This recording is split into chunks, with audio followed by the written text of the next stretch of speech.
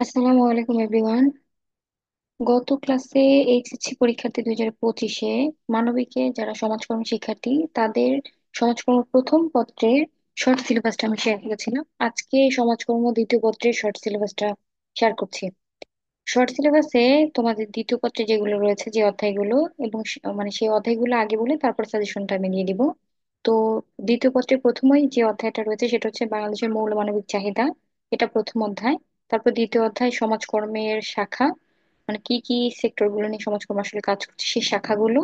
তারপর যেটা সেটা হচ্ছে তৃতীয় অধ্যায় সামাজিক সমস্যা সমাধানের সমাজকর্মের অনুশীলন। এটা আসলে পুরো অধ্যায় না, আংশিক অধ্যায়, মানে পুরো অধ্যায়টা পুরো পড়ার প্রয়োজন নেই, কিছুটা আছে সেই অধ্যায়গুলো, মানে সেই পার্টগুলো।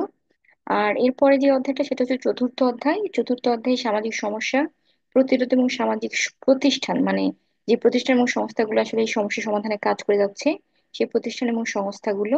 এরপরে এই অধ্যায় আসলে পুরোটাই আছে, গুরুত্বপূর্ণ পার্ট যে কয়টা আমি একটু পর বলে দিচ্ছি। তারপরে যেটা সেটা হচ্ছে পঞ্চম অধ্যায়। পঞ্চম অধ্যায় আসলে পুরোটা না, পঞ্চম অধ্যায় আইন কেন্দ্রিক, সামাজিক আইন এবং সমাজকর্ম কেন্দ্রিক। তবে সব আইনগুলো নেই, হাতে গোনা দু একটা আইন আছে, সেই আইনগুলো পড়তে হবে। আর ষষ্ঠ অধ্যায় যেটা বাংলাদেশের সরকারি সমাজ উন্নয়ন কার্যক্রম, এটারও আংশিক, মানে জাস্ট দুটো পার্ট, গ্রামীণ এবং শহর সমাজ সেবা। তারপর সপ্তম অধ্যায় বাংলাদেশ বেসরকারি সমাজ উন্নয়ন কার্যক্রম। এটাতেও আসলে পুরো অধ্যায়টা নেই, আংশিক অধ্যায় আছে, মানে দুইটা পার্ট এটাতেও। আর অষ্টম অধ্যায়ে এটাতেও দুইটা পার্ট, মানে বিশেষ বিশেষ কোনো পার্ট নেই, জাস্ট দুইটা, খুব কঠিন না। এই হলো টোটাল, মানে টোটাল তোমার যে অধ্যায়গুলো দিয়েছে তার মধ্যে শর্ট শর্ট যে পার্টগুলো। মানে এমন নাই এই তৃতীয় অধ্যায় থেকে অনেক অনেক অধ্যায় কমিয়ে দিয়েছে, অধ্যায় কমায়নি। তবে প্রত্যেকটা অধ্যায় থেকে কম, মানে যতটুকু সিলেবাস ছিল বা যতগুলো পার্ট ছিল প্রত্যেকটা পার্ট থেকে কমিয়ে দিয়েছে। ওকে, তোমাদের যেন মানে কেউ আর মনে করো না যে আসলে এত এত সিলেবাস, কেন সিলেবাস এত না। প্র- অধ্যায় যতগুলোই আছে না কেন প্রত্যেকটা অধ্যায়ে দুই থেকে তিনটা টপিকের বাইরে কিছু না। যেমন ধরো প্রথম অধ্যায়ে আমি যদি একটু সাজেশন দিই, এখানে বোল্ড করে দিয়েছি, মানে কালার করা আছে, হাইলাইট করা আছে, তোমরা দেখলে বুঝতে পারবা। বাংলাদেশের মৌলমানবিক চাহিদার ক্ষেত্রে প্রথমে তোমাদের জানতে হবে মৌলমানবিক চাহিদাগুলো কি, বিশেষ করে মৌলিক চাহিদাগুলো কি এবং মানবিক চাহিদাগুলো কি। এই কনসেপ্টটা একটু মানে মৌলিক চাহিদা এবং মানবিক চাহিদার মধ্যে ডিফারেন্সিয়েট করতে পারাটা আমাদের ব্যক্তি জীবনে মানুষ হিসেবে জানাটা অনেক বেশি জরুরি।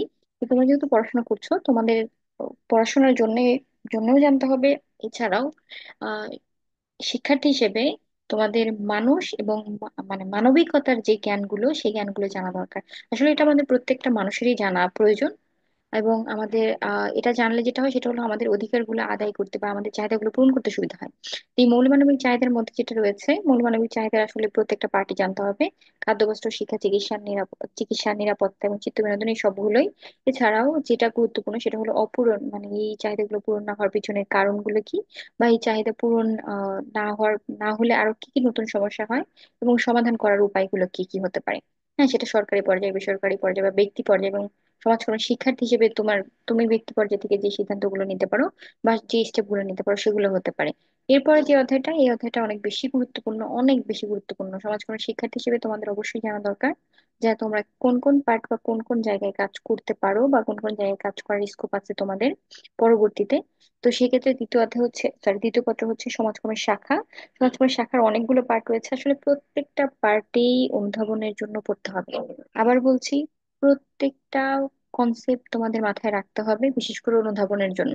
যেমন চিকিৎসা সমাজকর্ম কাকে বলে, ক্লিনিক্যাল সমাজকর্ম কি, সাইকিয়াট্রিক সাইকিয়াট্রিক সমাজকর্ম বলতে কি বোঝায়, শিল্প সমাজকর্ম কাকে বলে, বিদ্যালয় সমাজকর্ম কেমন, এরকম প্রশ্নগুলো আসতে পারে।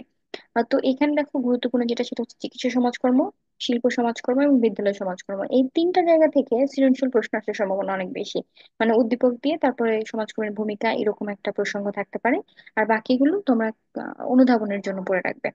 তবে শিল্প সমাজকর্মের ভূমিকা, এই পাঠটা অবশ্যই অবশ্যই মনোযোগ দিয়ে পড়বে, কারণ এটা অনেক বেশি কার্যকরী বা অনেক বেশি গুরুত্বপূর্ণ একটা টপিক। ওকে, এরপর আসি তৃতীয় অধ্যায়।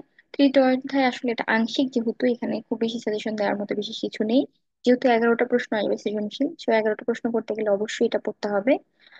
এখানে দেখো কি আছে, সামাজিক সমস্যার ধারণা, সমস্যাটা কি, এবং আন্তঃসম্পর্কতা অবশ্যই পড়বে। আন্তঃসম্পর্কটা বলতে বোঝানো হচ্ছে যে একটা সমস্যা হলে আরেকটা সমস্যার জন্ম হয়। যেমন যদি কেউ পড়াশোনা ঠিক মতো না করে বা যদি কেউ নিরক্ষর হয়, তাহলে পরবর্তীতে দেখা যায় তাদের পরিবারের জনসংখ্যা অনেক বেড়ে যায়। আবার জনসংখ্যা বেশি হওয়ার কারণে পরবর্তীতে সে ভালোভাবে সন্তানের মৌলমানবিক চাহিদাগুলো পূরণ করতে পারে না, সন্তান পড়াশোনা করতে পারে না, ভালোভাবে শিক্ষিত হয় না, ভালো একটা জব সেক্টরে যায় না, আবার ভালো একটা মানে কর্মপরিবেশে না যাওয়ার কারণে সেই সন্তান দেখা যায় যে পরবর্তী পরিকল্পনাগুলো করতে পারে না, মানে ঘুরে ফিরে একই রকম প্রসঙ্গ হয়। মানে দারিদ্র্যের দুষ্ট চক্রের মতো, একটা হলে আরেকটা হতেই থাকে, আরেকটা হলে আরেকটা হয়, আরেকটা হলে আবার আরেকটা হয়, এরকম ঘটতে থাকে। এরপরে যেটা সেটা হচ্ছে যৌতুকের ধারণা, যৌতুক সমস্যা সমাধানে সমাজকর্মীর ভূমিকা। আর আরেকটা হলো তোমার বাল্যবিবাহ, মাদকাসক্তি, এগুলো গুরুত্বপূর্ণ, অটিজমও গুরুত্বপূর্ণ, তবে আমার কাছে যেটা মনে হয় সেটা হলো জলবায়ু পরিবর্তন, এটা অনেক বেশি গুরুত্বপূর্ণ। যেহেতু গ্রিন হাউস গ্যাসের ইফেক্ট বা বিভিন্ন ধরনের আবহাওয়া বা জলবায়ুর যে পরিবর্তন জনিত ঘটনার কারণে বাংলাদেশ অনেক বেশি হুমকির সম্মুখীন হচ্ছে, যেটা আমরা এসডিজি তেও দেখতে পারি। তো এই জায়গাটা অনেক বেশি গুরুত্বপূর্ণ, এবং সমাজকর্মী হিসেবে এই পরিবর্তনগুলো বা এই ঝুঁকিগুলো মোকাবেলায় আমাদের অনেক কাজ করতে হয়, সেই কাজগুলো জানতে হবে। তারপরে যেটা সেটা হচ্ছে চতুর্থ অধ্যায়, সামাজিক সমস্যা প্রতিরোধ এবং সামাজিক প্রতিষ্ঠান এবং সংস্থা। এই প্রতিষ্ঠান এবং সংস্থা বলতে বা এজেন্সি বলতে আসলে কি বোঝায় এটা পড়তে হবে। তারপরে যেটা সেটা হলো, এখান থেকে চারটা কনসেপ্ট 100% মাথায় রাখতে হবে, যার মধ্যে আসলে আহ, দুটা কম্বাইন। যেমন বিবাহ এবং পরিবার, এখানে কনসেপ্টটা ক্লিয়ার ক্লিয়ার রাখতে হবে, বিবাহ কাকে বলে, পরিবার কাকে বলে। যদিও কনসেপ্টটা অনেকটা কাছাকাছি, তারপরেও আলাদাভাবে যেন লিখতে পারো সেভাবে ক্লারিফিকেশনটা রাখবা মাথায়। এরপরে যেটা সেটা হলো ধর্মের ধারণা। আমি মানে ধর্মের ধারণা থেকে অনেকবার প্রশ্ন এসেছে, ধর্মীয় মূল্যবোধ গঠনে সমাজকর্মের হস্তক্ষেপ, এটার উপর আমি তোমাদেরকে খুব ভালোভাবে শীট দিয়ে দিয়ে পড়াবো। অ্যান্ড গণমাধ্যমের ধারণা, গণমাধ্যম কিভাবে সমাজকর্মী বা গণমাধ্যম কিভাবে বিভিন্ন সামাজিক সমস্যা প্রতিরোধে ভূমিকা পালন করে, যেহেতু এখন সোশ্যাল মিডিয়ার অনেক বেশি অ্যাক্টিভ থাকে এবং আমরা সাধারণভাবে অনেক বেশি অ্যাক্টিভ, তো এখানে গণমাধ্যমের ভূমিকাটা অনেক বেশি, এটা একটা। তারপর আইন প্রয়োগকারী সংস্থা কাকে বলে, এই সংজ্ঞাটা। মানে আমি যেগুলো বোল্ড করে রেখেছি এগুলো পড়লে বলতে পারো যে 7টার উপরে প্রশ্ন কমন পড়ে যাবে, সৃজনশীল। আর সামাজিক আইন এবং সমাজকর্ম, এই অধ্যায় থেকে আসলে আহ সামাজিক সমস্যা বা সামাজিক আইনটা কি এটা মূলত জানতে হবে, সামাজিক আইনটা কি। এবং মুসলিম পারিবারিক আইন যে 1961 সালের, মানে এই যে বিবাহ, দেনমোহর, তারপর নারীদের অধিকার, সম্পত্তি, সবকিছুর যে ধারণাগুলো, এগুলো দেখা যায় মুসলিম পারিবারিক আইন 1961 সাল, এই আইন অনুযায়ী হতে এখন হয়। তো এই আইনটা জানতে হবে খুব ভালোভাবে।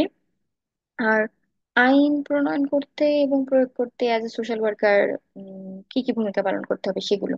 এরপরে যেটা সেটা হচ্ছে ষষ্ঠ অধ্যায়ে বাংলাদেশের সরকারি সমাজসেবা উন্নয়ন। এটাতে আসলে সাজেশন দেওয়ার বিশেষ কিছু নেই, একটা হচ্ছে গ্রামীণ সমাজসেবা আর একটা হলো সহজ সমাজসেবা, মানে আরএসএস আর একটা হলো ইউএসএস। তো এগুলোর ইংলিশ এবং বাংলা, যেটা ইংরেজি এবং বাংলা, এই দুটো জানতে হবে, যাতে করে পরীক্ষার যেভাবেই কনসেপ্ট আসুক না কেন, বিশেষ করে এক কথায় উত্তর বা জ্ঞানমূলক বা এমসিকিউ এর জন্য যাতে খুব ভালোভাবে উত্তর করতে পারো, এটা জানতে হবে। এবং এক্ষেত্রে মনে রাখবা, এই দুইটা সমাজকর্মের ক্ষেত্রেই সমাজকর্মের আসলে যে সহায়ক এবং মৌলিক পদ্ধতি আছে, এই পদ্ধতিগুলোর মধ্যে তুমি বা আমরা আসলে সমাজকর্মী হিসেবে কি কি পদ্ধতি অ্যাপ্লিকেশন করতে পারি সেটা জানতে হবে, সেটা কাজে প্রুভ করতে পারতে হবে। এবং ব্যক্তি জীবনে যখন এই সমস্যাগুলো আসবে, চেষ্টা করবা যে আসলে কারো মুখাপেক্ষী না হয়ে নিজে থেকেই যেন সমস্যার সমাধান করা যায়। মানে as a social work student আমার মনে হয় যে এই অভিজ্ঞতা বা এই যোগ্যতাটুকু প্রত্যেকটা সমাজকর্মের শিক্ষার্থীর থাকা উচিত। কারণ তোমাকে গত 2 বছর বা তোমাকে আসলে এই 2 বছরে inter first year and second ইয়ারে তোমাকে এগুলোই শেখানো হয়। এরপরে আসি সপ্তম অধ্যায়ে, এটাও বেসরকারি, এটা আসলে সরকারি না, আগেটা ছিল সরকারি পরেরটা বেসরকারি।